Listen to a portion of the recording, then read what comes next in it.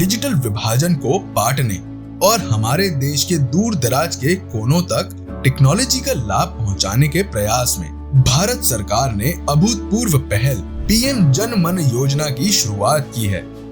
ये विशेष पिछड़ी जनजातीय समूहों को सशक्त बनाने की दिशा में एक ऐतिहासिक प्रयास है। आजादी के बाद कई दशकों तक आदिवासी समाज को लगातार नजरअंदाज किया गया। अब हमारी सरकार उन आदिवासी भाई बहनों तक पहुंचेगी जिन तक अभी नहीं पहुंचा गया।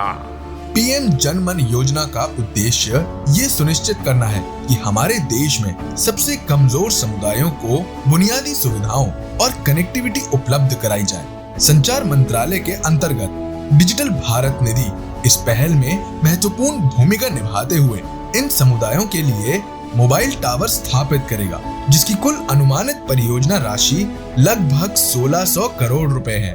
डिजिटल भारत निधि द्वारा पूरे देश में लगभग 41,000 मोबाइल टावर स्थापित करने हेतु 45,000 करोड़ रुपए खर्च किए जाएंगे, जिनमें से अब तक 6,749 टावर स्थापित किए जा चुके हैं। 18 राज्य और एक केंद्र शासित प्रदेश के 200 जिलों के लगभग कुल 3,800 गाँव में बसे 75 विशेष पिछड़ी जनजातीय समूहों के लिए मोबाइल टावर स्थापित करके डिजिटल भारत निधि न केवल इन समुदायों को देश और दुनिया से जोड़ेगा, बल्कि उनके उज्जवल भविष्य का मार्ग भी प्रशस्त करेगा। लंबे समय से विशेष पिछड़ी जनजाति समूह के लोगों के लिए बुनियादी सुविधाओं और सेवाओं पाने के लिए कई चुनौतियों का सामना करना पड़ता था। अब स्वास्थ्य सेवा, शिक्षा और कनेक्टिविटी को सीधे उनके द्वार तक पहुंचाकर पीएम जन मन योजना विकास का नया अध्याय लिख रहा है।